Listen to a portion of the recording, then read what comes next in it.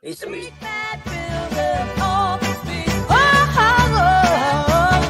On the street. But we'll grind, but the got lights and justice coming right on time. Big bad builder, the time's running out. Oh yes, oh yes, oh yes. Back again with Cladding Matters. We've got some of the faithful with us. Hamish McClare, of course, of Search Convey, and the fabulous Wendy Gibson of First Time Buyers Club. And here I am, Gareth Wax of the Many Purple Hats. And we often talk about all issues, as the name might suggest, to do with cladding and also building safety and all the bits in between. Today is no exception. Risky builds, holding councillors accountable for building integrity. Now, normally we would have Steve, who is based within Royal Artillery, I should say held prisoner within Royal Artillery Keys, but unfortunately he's actually on an emergency call to do his work, but he will be with us if he can make it. I'm hoping he'll pop up during this, but for the moment, Hamish, as is traditional, would you take the helm? Well, yes, indeed, I will. We do have a lot of matters to contemplate at the moment within the building industry. One of the serious ones, of course, is this where we're just about last day of February here. People have got 31 days now in which to get their properties sort of over the line and sort of sold to save them money. Particularly first-time buyers in certain parts of the country are going to take a real battering. So. Well, this is stamp duty nonsense. We've had this once before, and a few times. Oh, absolutely, and of course that's what's taken, because our legal brain for the day, Zara, has been she's had to herself focus on something of that particular nature because it is in crucial timing. Yes, another instance of life getting in the way of art. Whoa.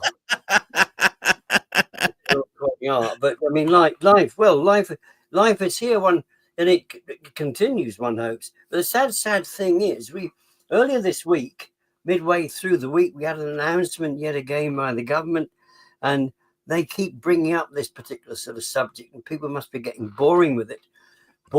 And the reason they're getting bored with it, because nothing appears to be actually happening other than people speaking about it. Now, what came to light last week, and this is one of the great things about the work that Steve does in the background that many of us aren't familiar with. He goes into such complex matters. But one of the things that came to light, that in the absence of anything else, well, at the same time as anything else is going on, the councils and therefore the councillors themselves have a responsibility to their constituents, to their residents, and you would think that they would be acting in good faith on behalf of the people that actually they're meant to be representing, the people that are paying for them, because councillors get paid for the work that they do. What are the responsibilities? Well, they are actually accountable. They're accountable to the council. And therefore, when somebody tells them that they're living in a property which is at serious risk, when the fire authority tell them it's a serious risk, you would expect the councillors to act. Well, you would do, because they're supposedly representing your best interests. Well, absolutely. Now, this is something which to date doesn't appear to be happening. And in Steve's case in particular, Royal Artillery Keys, they're really they're being very, very awkward at trying to actually even bring in the announcement that the Royal Artillery Keys is in fact at some risk. Now, we are just speaking about six buildings there with 1,000. That's absolutely vital, the 1,000 people that actually sort of live in those flats. But bearing in mind, there are lots of people that could be the builders are not doing anything. They're sitting back hoping that they can get away with inappropriate sort of remediation. They're hoping that we give up our fight and we let it all go by. Absolutely. And while they're doing that in the hope that they're going to carry on with some kind of protection from the government. But what I'm actually sort of saying, individuals, this is what we're trying to do. We don't just want to sort of bring up the negative of everything that's going on. We want to try and see what can be done to actually get things over the line and get things happening. And we're quite clearly reached a point, if nobody else is actually doing it, why on earth haven't the councils done it? And nobody's actually been held responsible for what's going on at Grenfell. What about the council there? What about the councils that passed all of this information? What about the people that are meant to be checking out basically the quality of the build? Are the council not responsible for what happens in their sort of constituency? It seems a strange one to me, but I do hope that it's something.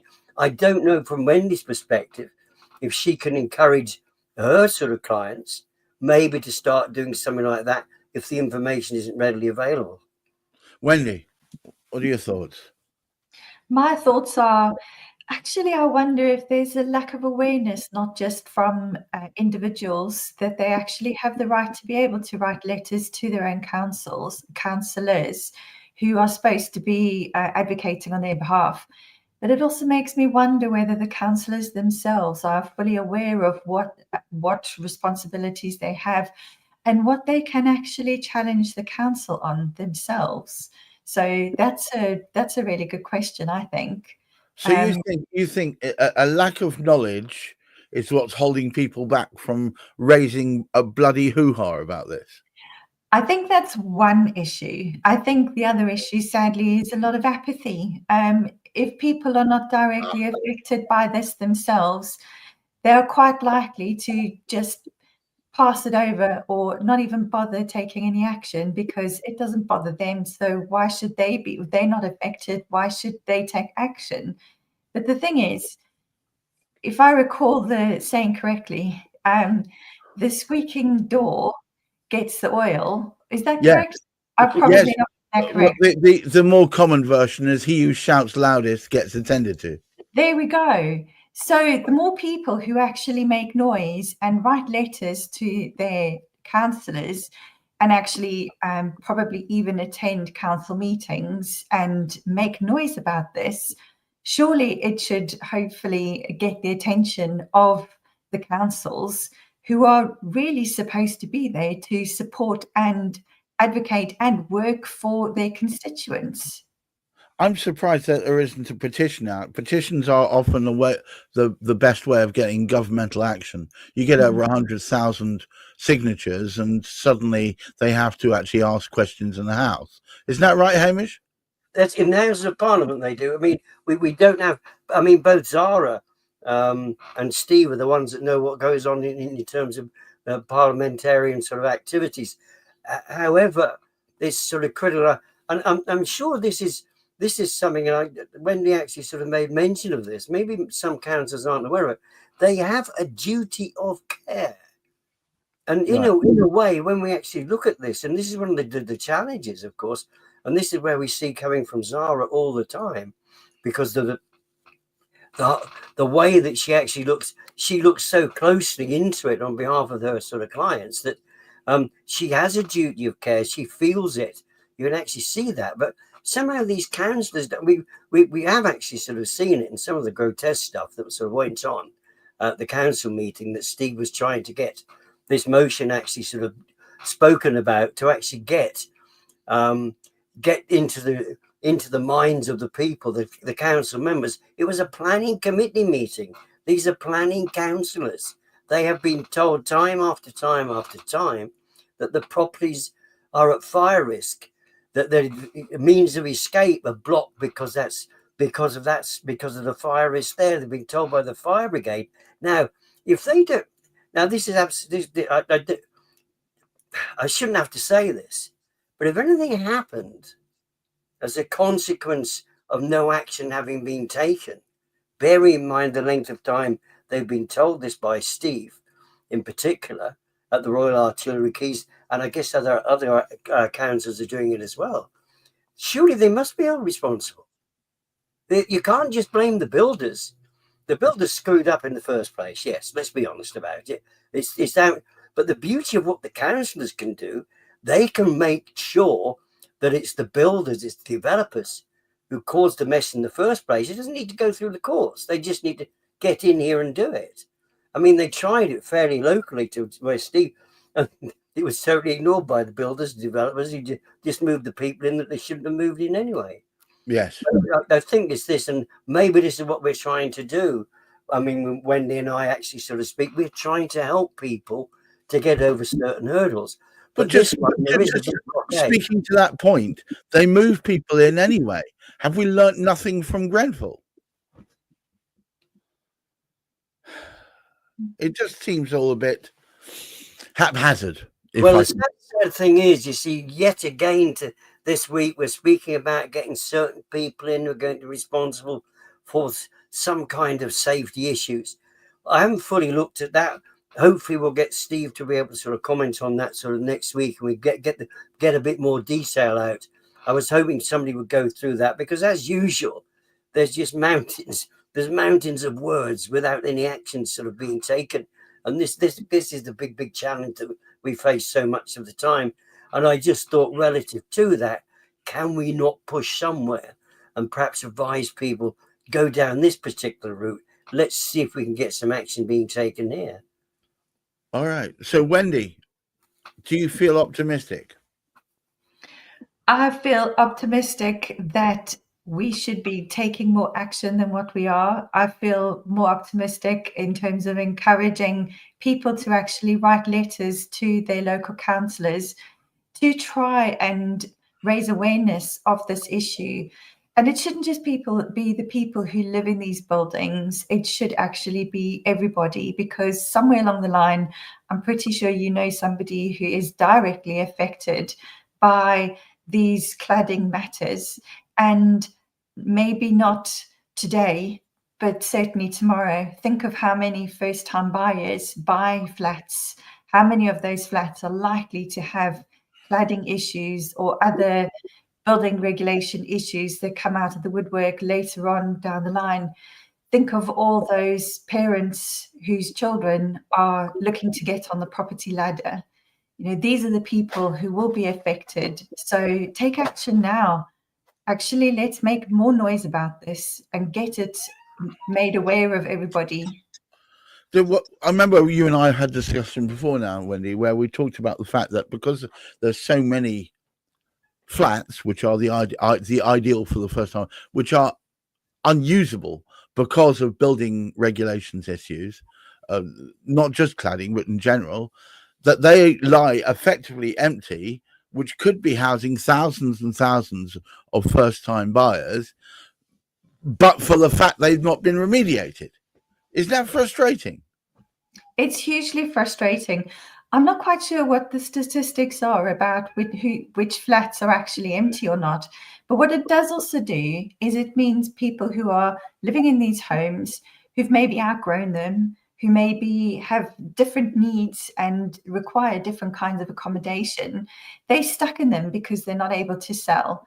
Those that do manage to sell either have to do so at a huge loss and therefore wipe out any equity that they may have built up over the years in their home. Right. If they sell them at a loss and therefore selling it cheaply to somebody else, they're passing that liability onto the new owner.